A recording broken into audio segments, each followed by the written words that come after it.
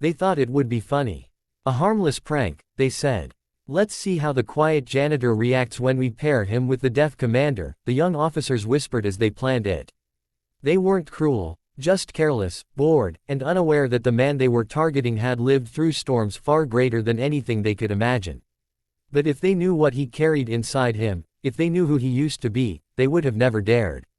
This is the story of how a single dad janitor turned a joke into a moment that left an entire base in tears. And if you're watching this right now, hit that like button because what happens next will stay with you long after the screen fades. Tom Reyes had been working as a janitor at Blackridge Naval Facility for almost a year.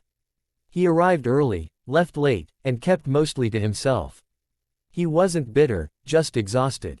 Life had hit him in waves, the sudden passing of his wife, the responsibility of raising a daughter alone, and the painful memory of being discharged from active duty after an injury that left him unable to continue flying aircraft.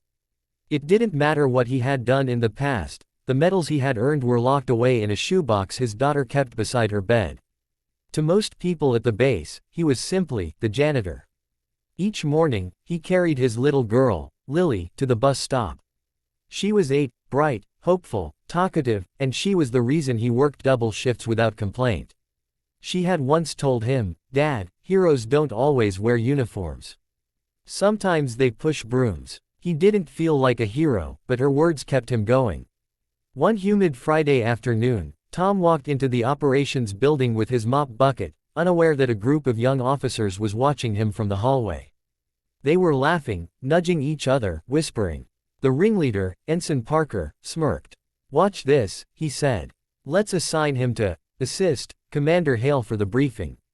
The commander can't hear a thing, the janitor probably won't know what to do, this is going to be hilarious." Commander Eleanor Hale was legendary on the base, not for her disability, but for her precision, discipline, and courage. She had lost her hearing after a catastrophic explosion during a mission overseas but refused to leave the service. She communicated through sign language, lip reading, and a notebook she carried everywhere. The prank seemed harmless to the officers. But what they didn't know was that Tom Reyes had once served under Commander Hale before she lost her hearing. He had flown with her. He had trusted her with his life. And he could sign fluently. When Parker approached Tom with the request, he expected confusion. But Tom simply nodded and said quietly, "Yes, sir." Inside the briefing room, Commander Hale stood beside a projector, flipping through notes. When she turned and saw Tom, she paused, her eyes narrowing in recognition, or at least a question. She didn't know him anymore. Not like this. Not in this uniform. Tom took a slow breath. It had been years. But he raised his hands, and signed. "Ma'am, I'm here to assist with your briefing. It's good to see you again." Commander Hale froze. Her lips parted. She blinked rapidly, and then, for the first time in months, she smiled. A real smile. A warm, human, grateful smile. Outside the room, the young officers stood pressed against the glass, waiting for the chaos they'd imagined. Instead, they saw something else entirely. The commander's expression softened as she signed back rapidly, her movements filled with emotion. "Reyes. Tom Reyes. They told me you'd been discharged. Why are you here as a janitor?" Tom hesitated. His answer was simple, but it carried years of pain. "My daughter. She needs me home. I needed stability. This was the job I could do." Commander Hale's eyes glistened. She stepped closer, touching his arm gently. "You saved my life once," she signed. "And now you're cleaning floors. This base should be thanking you." The briefing began, but it wasn't like any other. Tom stood beside her, assisting with slides, translating questions, communicating fluently, and with a calm, practiced grace that left the younger officers stunned. They weren't laughing anymore. Halfway through, Commander Hale closed her notebook and addressed the room. Her voice was soft but commanding as she spoke while signing. "Before we continue, I want to acknowledge something. The man standing beside me is Tom Reyes. One of the finest servicemen I've ever known. I owe him my life. Some of you made a joke at his expense today. But he turned it into service, again." Tom's throat tightened. The room fell silent. Hale continued, "Greatness doesn't disappear just because life takes a turn. Valor doesn't stop because someone picks up a different job." Then she looked directly at the officers who had set the prank. "You owe this man an apology." Parker swallowed hard, ashamed. He stepped forward. Sir, I mean, Commander, I'm sorry. And Mr. Reyes, I didn't know. I should have never. Tom raised a hand gently.